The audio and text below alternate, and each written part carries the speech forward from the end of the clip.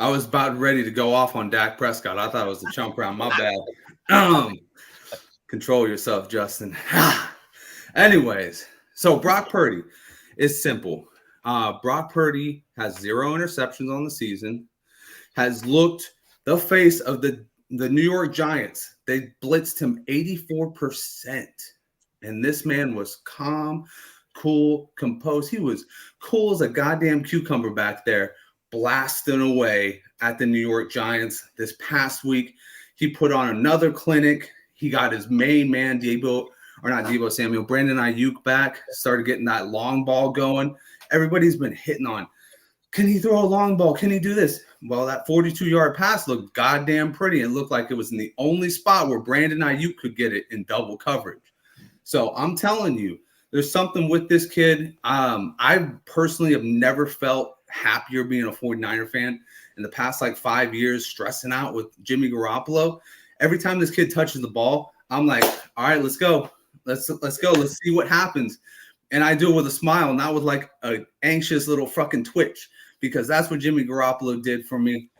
Brock Purdy, I can't say enough about this kid. This dude, here's a little thing for you. In regular season games, only one time the 49ers have not scored 30 points with Brock Purdy as their quarterback. That is outstanding. He is currently sitting right now at QB 12. Come on. This guy is absolutely killing it, and he is doing it in the most humble manner. He's Mr. Irrelevant, and goddamn, if he is not playing like the first pick in the draft, not the last pick. I mean, that's a compelling case, I would say.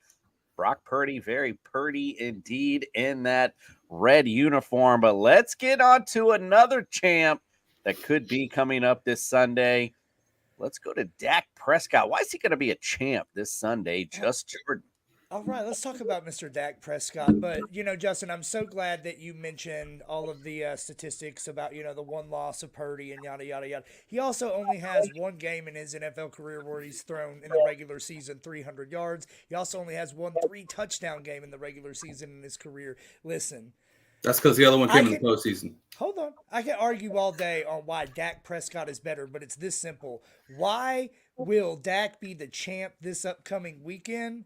Well, because Dak Prescott doesn't have to face off against Micah Parsons and this Dallas Cowboys defense that is intercepting everybody, turning the ball over left and right.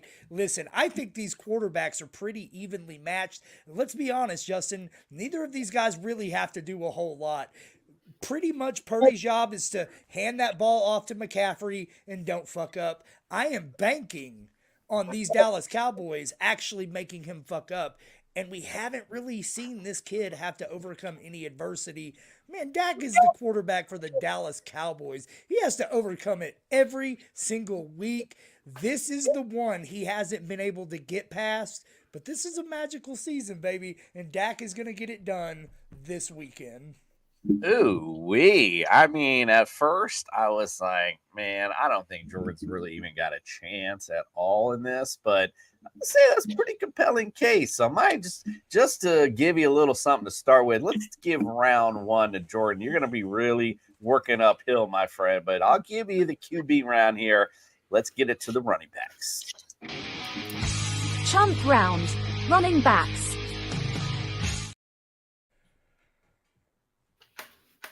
Now we're on to the chump round, my friend. And boy, Just Jordan, you got your hands full. Tell me why the Christian McCaffrey-led running back squad of these Niners are going to be chumps coming up Sunday. Barring an injury, I feel like Justin's got this point on lockdown, and I appreciate the pity point in round one, but I'm going to do my best to tell you again, Christian McCaffrey hasn't had to play this Dallas defense, and that's literally all I got. You look at this Cowboys roster, it is not as good as San Francisco's across the board, but that defense, baby, that defense is electric. It is electric. It's like LA Knight walking into an arena these days. It is beautiful. Yeah. Let's go defense. We shut down Breece Hall. We shut down Saquon Barkley. We're not going to talk about James Conner on this episode, We shut down Zeke. We shut down Ramondre Stevenson. Who's next? Christian McCaffrey. I like that. I mean, but I mean, you went back to the defense, really, bro? Really? All It's right. Well, Christian fucking McCaffrey. I What, know. what are you supposed? It's like me arguing that Bill Gates isn't rich. Like, Say maybe he can blow out a knee. No, I'm just kidding. All right, let's go to the running backs. Tony Pollard, this Tony Pollard led squad. Tell me why they're going to be chumps this coming up weekend, Justin. I like Tony Pollard. I like the story that he's bringing out, but kind of like what Jordan said, but I'm going to elaborate it on more than just Micah Parsons, because Micah Parsons is a great football player. He's probably the one as far as the defense goes on all the defense. But you know what the problem is? You line up the next 12, they're all 49ers. And that's for a reason, because every other position on that defense, the 49ers is better. You look at Dre Greenlaw and Fred Warner, better than any linebacker the Cowboys got for sure. Safeties, Talanoa Hufanga, better. You got corners, Charvarius Ward, better. Trayvon Diggs probably could have been in that conversation, but Stephon Gilmore is better than Charvarius Ward. No, not at all. Original Not at all. Dallas Cowboys Stephon Gilmore is cast-off. I just old. want to say Stephon that. Gilmore is old. Stephon Gilmore is old. He's going into that Richard Sherman part of his career where he's got the name, but he doesn't have the reps anymore. He's not that good anymore. This defense held James Conner to a low this year. Guess what the Cowboys did? They got destroyed by James motherfucking Conner. Tore up. Absolutely torn up. I like Tony Pollard. I think he's going to do some damage. Do I think he's going to be better than Christian McCaffrey? No freaking way. I think I need to just get this point right now, and we need to go on to round number 3. Wide receivers. What are we talking about, Kamish? Hey, now, hold on. We got a whole little show with this now. All right. Okay. Well, I guess got to give it to Justin here. Because You don't gotta, Kamish. You don't gotta. Hey, I got 3 more categories I'm confident in. Don't worry. You ain't taking me in tight end, baby. I got 3 more categories I'm confident in. Don't worry. No pressure, Kamish. No pressure. We got to give Christian McCaffrey the nod here. So, point, Justin. Let's get to round 3. Champ round. Wide receivers. All right, let's get to the receivers. We'll start with you, Justin. Talk about why your receivers are going to be champs coming up this Sunday. Well, it's easy. It's because we have a receiver to attack you at every end. We've got Deebo Samuel. You want to come play Smash football with us? Yeah, go play Smash football with Deebo Samuel. You're going to learn a lot about yourself when you play Smash football with that man. And then at the other side, Brandon Ayuk coming back last week, putting up a $148. Come on, son. On 6 catches, should have had a touchdown, but I give it to Christian McCaffrey. 4 touchdowns in the game. That's impressive as all hell. But Brandon Ayuk came back and made a statement. He tore that defense up, cut through it straight up like a hot knife through butter, and he is coming in and electrifying this team. This team has the short game, it has the intermediate game, and now it has the deep game with Brandon Ayuk. The problem is on the other side, they've got good players, but they don't have all pros. They got one guy, his name's CeeDee Lamb. I got tons of respect for him, but let's face it, Deebo and Ayuk alone, that's one of the best duos. That's up there with freaking A.J. Brown, Devonta Smith. That's up there with the elite of the elite duos. Well, I won't take a point away, but you missed Tyreek and Jalen Waddle. But all right, let's go on to Jordan. Tell me why your receivers will be champs coming up this Sunday. I just want to say I completely missed the Brandon Ayuk All-Pro season. I didn't see that happen. Apparently, it's coming this year. It's coming this year. Don't worry about it. There's CD. You want to talk about Micah Parsons, and then the next 11 guys are Niners. It's CeeDee Lamb, and then there's a gap this large between the talent. Look, The best stability is availability. And unlike your two broke ass, always injured, always sitting on the sideline receivers, every other week it's one of them, always causing me pain in my fantasy lineups because I don't know who the hell to start and who's going to actually play. CeeDee Lamb comes in week after week after week and delivers. You need him to come across the middle and catch it while getting his head taken off? No problem. You need him to catch the fade at the back of the end zone? No problem. CeeDee Lamb is absolutely the best and most dynamic wide receiver in this matchup. Then you want to talk about the other parts. Listen, okay, Brandon Ayuk, he's a good player. Deebo Samuel, I'd argue he's a great player, right?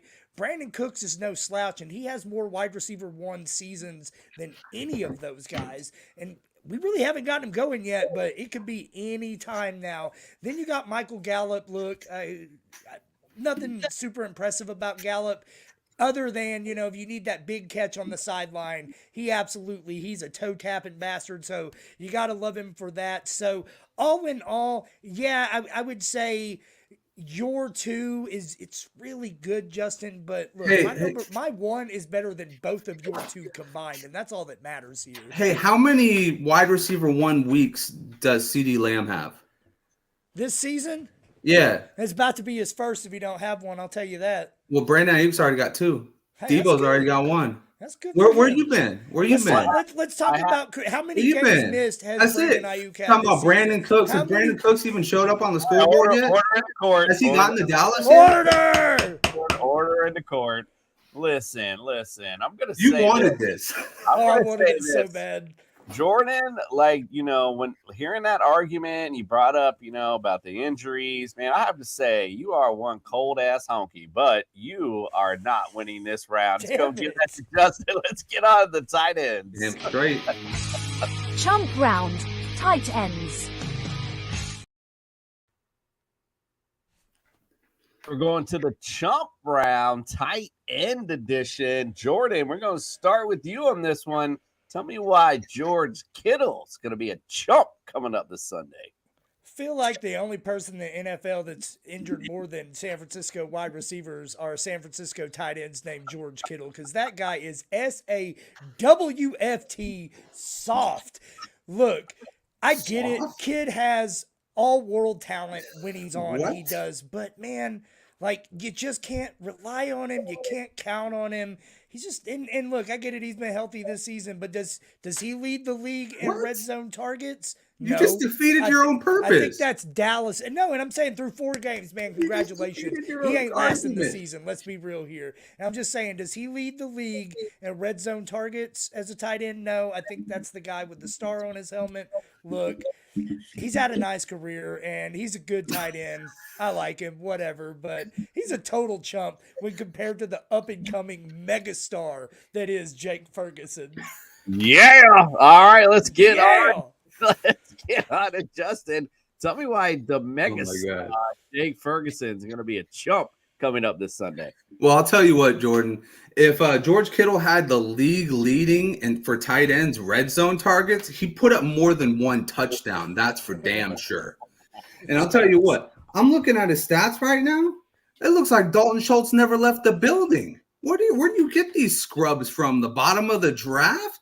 You get these feckless guys that won't ask for money, that fucking can't really provide too much, who he put up 77 yards once. Guess what he put up the last 2 games? 22 yards. That does nobody any good.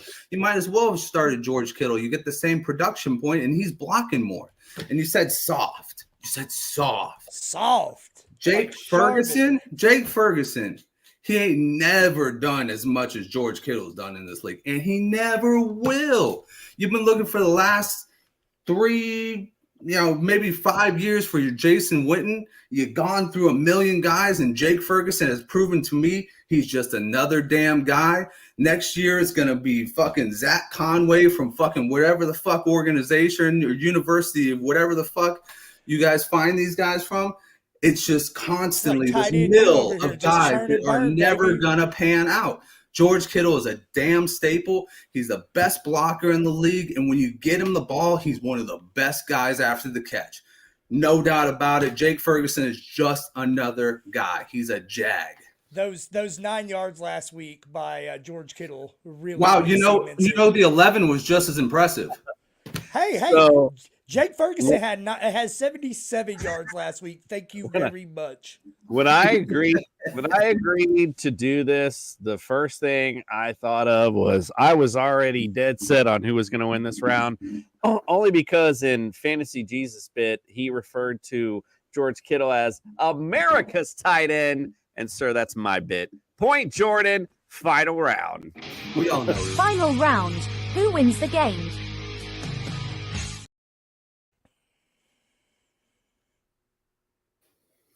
You're on mute. Oh, sorry. Final round. Who wins the ball game here? Justin, we'll start with you. Tell us why the 49ers will be champs coming up this Sunday. Will be champs that's coming up this Sunday? Easy. Because it's all about culture.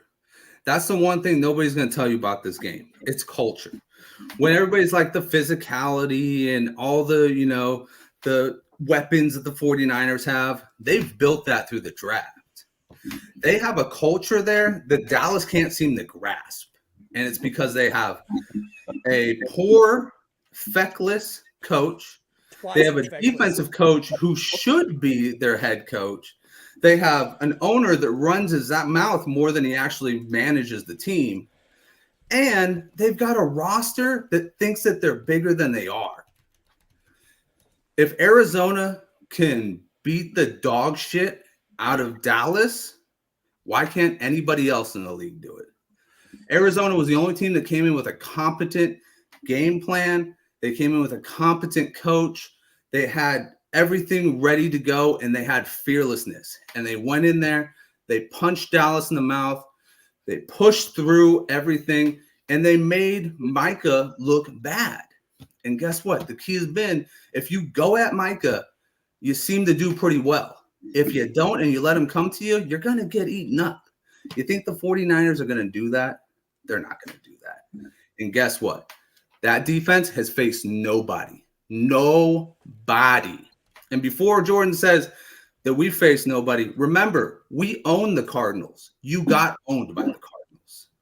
So, Well, it made up to you, Jordan.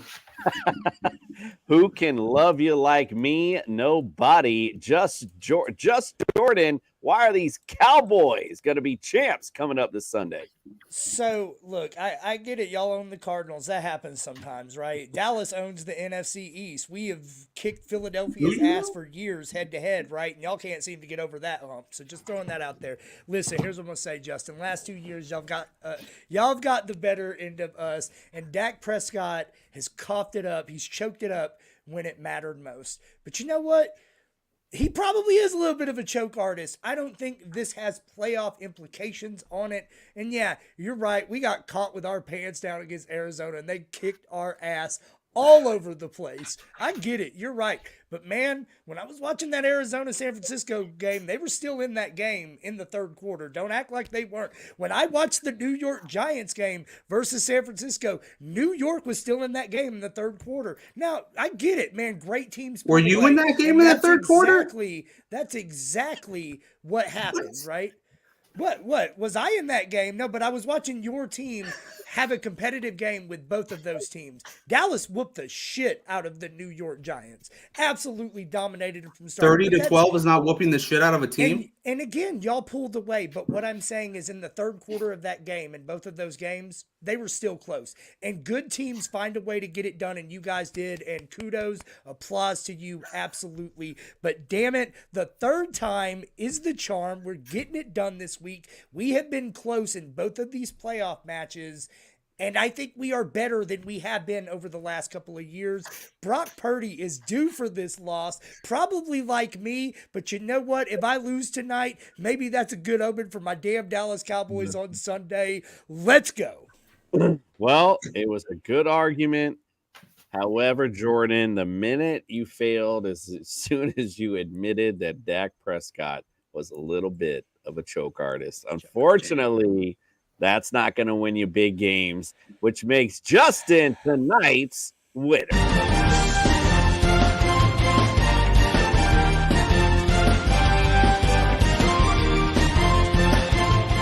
And his name name is John C. I just want to point out that while Justin is tonight's winner, it was my photo on the winner video. Yes, Justin. No, I'm just pointing out that the 49ers are the ones. They the ones. They the ones. Well, tonight, sir, you are the one who is the loser. Dumbass. Thank these. They call me dumbass. Black cotton entertainment. Stupid. Well, it was a great match, gentlemen. I appreciate you Great both game. rocking out, yes, for this great matchup that's coming up this weekend. We're all excited for us. Check us out on Friday. We're going to break down all of week 5 as it is, or week 4, whatever the hell week we're in. Week 5, they got it right. And then on Sunday, of course, don't forget to wake up with us with TSS. We'll be getting you ready for your Sunday morning lineup. So make sure you check us out. Stick it, stay here. We appreciate you, and we are out.